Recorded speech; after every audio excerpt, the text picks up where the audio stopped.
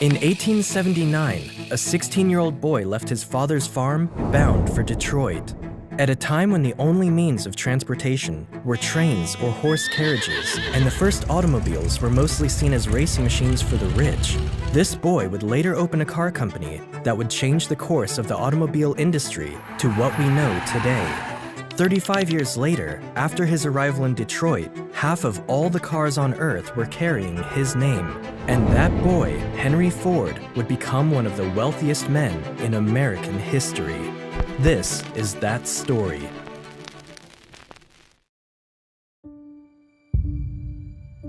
Henry Ford was born on his father's farm on the 30th of July, 1863, in what is now Dearborn, Michigan. His father, William Ford, owned a farm where everyone in the family lived and worked. And being the oldest son of 6 children, Henry was expected to take over the family's business. However, he was nothing like his father and was never interested in his business. At the time, farming was labor-intensive, slow, and rigorous. While Henry did his best to help out on the farm, he hated the sheer idea of it. "I never had any particular love for the farm. It was the mother on the farm I loved." Henry Ford. Like most kids his age, Henry didn't like going to school and never made it past the 8th grade. He preferred to learn things on his own terms, and from a young age, he became very interested in mechanics. This curiosity for machines led him to study every piece of machinery he came across. At the age of 12, his father gifted him a pocket watch, and after playing around with its movements, he learned how to take it apart and put it back together in a matter of minutes, as well as the watches of his friends and relatives. He later gained a reputation as a watch repairman and began fixing watches for people in the neighborhood. When Henry turned 13, he came across a steam engine for the first time in his life during a school trip to one of Detroit's companies, and that's when his passion for mechanics became an obsession. And for the next few years, it became his new hobby. By the time he was 15, he had constructed his first steam engine. But his life took a turn when Henry lost his mother, Mary Ford, to a sudden illness. Henry had shared a deep bond with his mother and was closer to her than anyone else on the farm. Devastated by her loss, Henry's hate for the farm intensified. He began looking for a way to escape his situation, as the farm held too many memories of his dear mother. After turning 16, and against the wishes of his father, Henry packed his things and left the village in search of a new direction in life. At the time, Detroit was rapidly becoming a city of industry thanks to the steam engine, and the city was hungry for young engineers looking for work. It was here, in Detroit, where Henry would plunge headfirst into reinventing himself by learning everything there was to know about machines. He took a job at a streetcar manufacturing company known as Michigan Car Company Works. Unfortunately, Henry was fired only 6 days after he began. After being unemployed for some time, he found a job as an apprentice at the James Flower & Brothers machine shop, where he earned $2.60 per week.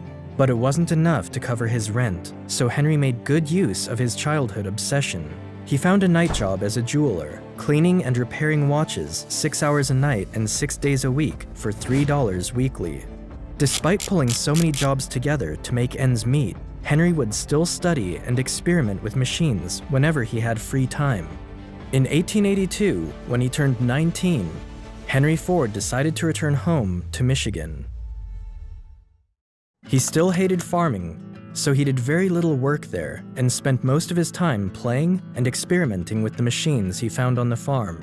Luckily enough, his father had purchased a portable steam engine, which had quickly become a norm among farmers.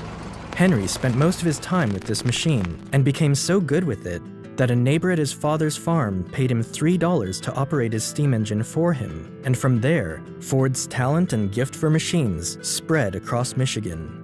Word of Henry's talent reached the district representative of the Westinghouse Engine Company of Schenectady from New York, and so the company hired him. Henry's job was to travel throughout southern Michigan, setting up and servicing Westinghouse steam tractor engines. In the year 1885, Henry met Clara Jane Bryant at a New Year's Eve party and got engaged the following year.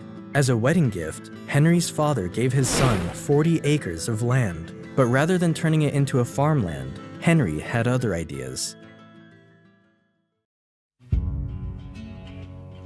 In 1891, Henry and Clara moved to a small apartment in Detroit. Around this time, Henry came across a British magazine and learned about the gas engine. This gas engine was being produced in small quantities by a German engineer called Nicholas Otto and was very different and far more efficient than steam engines. For one thing, they didn't need 30 minutes to start up because the engine did all the combustion it needed internally. Although this new engine was fast becoming really popular in Europe, only a few people had heard about it in America. Luckily enough for him, he found someone in the city who owned one. Henry immediately fell in love with the gas engine, but he couldn't understand how it worked, and the fact that the gas engine was powered up by an electric spark made things even worse. Knowing he had to learn more about this, Henry applied for work as a night engineer for the Edison Illuminating Company for a salary of $40 a month. At the time, the company was the biggest electric company in Detroit, and it was generating electricity to 1,000 homes in the city using a steam engine. So this made Henry more than qualified to work there. His job was to primarily fix the engine whenever it broke or developed a fault, but when it was working fine, he didn't have much else to do. This gave Henry more than enough time to immerse himself in learning about electricity and how it works. In 1893, Henry and Clara welcomed their first and only child, Edsel Bryant Ford, and just 3 months after his birth, Henry was promoted to the position of chief engineer at a salary of $100 per week. That same year, Henry succeeded in creating his first working gas engine, which was the first step in his dream of creating a horseless carriage. It wasn't until June 4th, 1896, at exactly 1:30 a.m., when he finally completed his experimental car using a gas engine. He called it the quadricycle. The quadricycle was essentially a crude contraption that consisted of 2 bicycles placed side by side and was powered by a gasoline engine. While the experiment was successful, it had a few issues of its own. This experimental car had 2 gears, and neither one was for going in reverse or going forward. But the biggest problem was that it had no cooling system, and so the car was prone to overheating after running for a while. Henry made multiple adjustments to the car, but the most notable one was adding a cooling system to the vehicle. He later sold the vehicle for $200 and used the money for another big project. With the support of the Detroit mayor, Henry began to build his second experimental car and completed it by July 1899. This new car was larger, sturdier, and heavier than the previous one. One morning, Henry took a wealthy lumber merchant by the name of William Murphy for a test drive in his new vehicle. By the time the test drive was finished, William wanted to be part of Henry's business venture. And soon after, they shook hands together, and on August 5th, 1899, the Detroit Automobile Company was born. Unfortunately, the company failed only a year later because of several reasons. Henry's ideas about improving the car he worked on were not in line with the stakeholders' ideas, who were pressuring him to make passenger cars. Another reason was because most of the parts that were required to make his cars were produced by different companies, and as a result of this, whenever a delivery was late, the whole factory had to sit back and wait for the delivery. This slowed production by a significant amount of time. His first car, which he called the delivery wagon, took 6 months to make, and only 20 of them were made during the company's first 2-year existence. As a result of all this, Henry was fired from his position. But even though his first company had failed, he remained optimistic. Failure is simply the opportunity to begin again, this time more intelligently. Henry was actually relieved when he was sacked because there was less pressure on him, and now he could focus on other things. Henry decided to turn his attention to racing cars. The reason was simple. Racing cars had become a very popular sport in the United States, and Henry wanted a platform to showcase his cars and their quality. And besides, despite knowing a lot of very popular people in the city, not many of them would be willing to invest in his ideas after what happened with the Detroit Automobile Company. A year later, Ford's newly designed racing car defeated the vehicle of Cleveland automaker Alexander Winton, as well as the nation's leading national racing driver, Grosse Pointe. Henry's 26-horsepower vehicle became the talk of the town, and that kind of popularity gave investors the confidence they needed to back Henry the second time. The result was the birth of the Ford Motor Company, with Henry as the chief engineer. Not too long after, Henry's position was again hanging on a thin thread. The reason was because Henry continued to work making race cars, which infuriated his investors. They wanted him to create passenger cars they could sell to the masses, and so they brought in another Henry, Henry Martin Leland, to do their bidding. Ford was annoyed they had brought in someone else to take over his place, and so he left the company. In his autobiography, Henry is quoted saying, "I resigned, determined never again to put myself under orders." Henry Leland, on the other hand, followed the wishes of his investors and went on to create what today we know as the Cadillac. With Henry Ford gone, the name of the company was changed from Ford Motor Company to the Cadillac Motor Company. Henry and a former racing cyclist by the name of Tom Cooper continued building racing cars.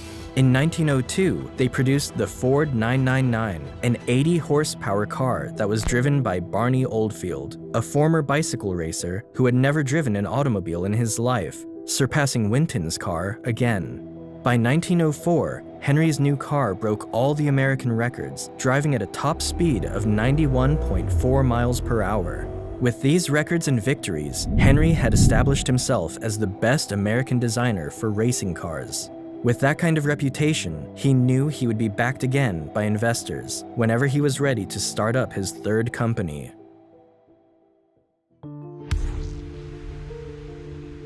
With the support and financial backing of 11 investors, especially a coal dealer from Detroit, Alexander Young Malcolmson, Henry's third company came to life. The company was initially called Ford & Malcolmson Limited, but was later changed to the Ford Motor Company in 1902. After failing in his first two attempts, he was determined not to fail again. Ford turned his attention to creating a vehicle that was affordable for the common man. You see, at the time, owning a vehicle was a luxury that could only be afforded by the wealthy ones.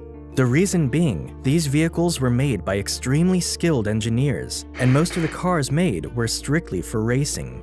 At the start of his new company, Henry made a statement to his associates and investors. "I will build a motor car for the great multitude, constructed of the best materials, by the best men to be hired, after the simplest designs that modern engineering can devise, so low in price that no man making a good salary will be unable to own one." Ford had a knack for identifying and attracting the brightest talents in the business. He hired many impressive young men who shared and believed in his vision. As for the design of the car, Henry made over 20 of them before he got one that finally worked. He called it the Model A. For the next 5 years, Henry kept improving the Model A, which was followed by the Model N. But in those 5 years, what really changed wasn't the improvements of his designs, but how they were being made. One of the things Henry learned from his failed businesses was the importance of having one manufacturer responsible for supplying most of the parts he needed to build his cars. And so, he found a machine shop in Detroit to do just that. One day, during a trip to Chicago, Henry witnessed the assembly line concept at a slaughterhouse, and that's when a bright idea came to him. If he could incorporate the same idea into building his cars, he could make more cars in a day. You see, at the time, Ford and many other car makers put together one car at a time, and the production was slow. So in 1904, Henry raised more money and built his own factory. He employed over 300 workers and began experimenting with the assembly line inside his new factory. It wasn't until 1906 when the production of the Model N would really first make use of the assembly line, but even then, the assembly line was still a work in progress. However, it did increase the level of production by 5 times, and his new model became the best-selling car in the US. But Henry had set his sights on even greater things. Henry built his own manufacturing company in 1905 to start making his own engines, transmissions, and everything else needed for the production of his cars. Around this time, Henry also discovered vanadium steel, and it was this discovery that really paved the way to a new era for the automobile industry. Vanadium steel was about 3 times stronger than the previous steel and much lighter.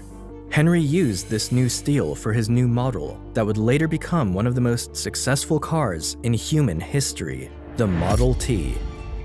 A business absolutely devoted to service will have only one worry about profits. They will be embarrassingly large. Henry Ford dreamed of making automobiles for the common man and for everyday use, and the Model T was the answer to that dream. When it was first released, it was one of the most expensive cars Henry had ever made. The price for the Model T was set at $850, which would be something around $21,000 in today's currency. But despite its price, it quickly became a fan favorite in the US. In a matter of days after its release, 15,000 orders were placed, and the Ford Motor Company soon became the #1 car company in America. What else could he want?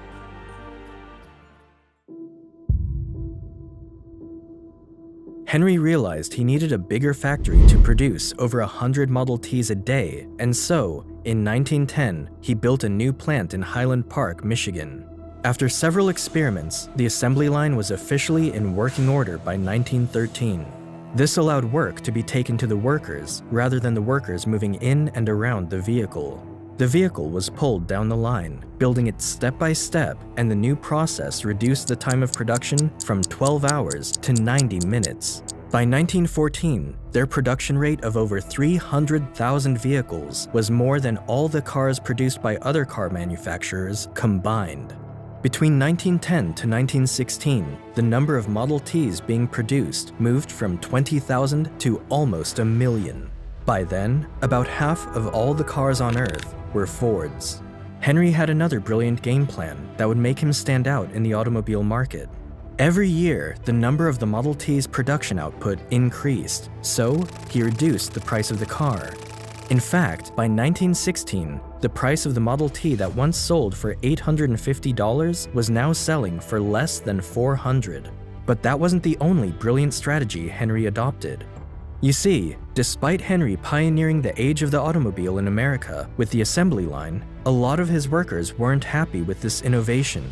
Many workers found doing the same thing over and over again boring, and the skilled craftsmen among them found their new job insulting, as they were tasked with just 2 duties instead of building a whole car.